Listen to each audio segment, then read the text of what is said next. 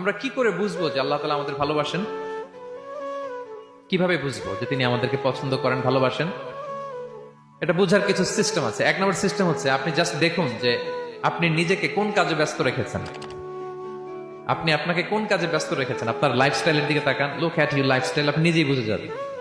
আপনি যদি দেখেন যে না, আপনার ভালো ভালো কাজে আপনার ব্যস্ততা, আপনার এঙ্গেজমেন্ট ভালো লোকদের সাথে, আপনার সার্কেলটা ভেরি গুড সার্কেল, ভালো কাজে আপনার মন টানে, আপনি ভালো কাজ করেন, যদি আপনার কার্যক্রম এরকম হয়, তাহলে বুঝে নেবেন আল্লাহ তাআলা আপনাদেরকে ভালোবাসেন।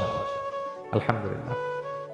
আর যদি দেখেন না, যত আকাম কুকাম আছে ওইটার সবার আগে আপনি, যেই কাজে আল্লাহর ক্রোধ আসে, আল্লাহ রাগ হয়ে যান, যেই কাজ ইসলামে করার নিষেধ, যেটাতে তার অসন্তুষ্টি, ওই কাজে আপনার এঙ্গেজমেন্ট, ইনভলভমেন্ট, আপনার সার্কেল গুলাও এরকম, তাহলে বুঝে নিবেন আল্লাহ ভালোবাসা, এই মহা সৌভাগ্য আপনার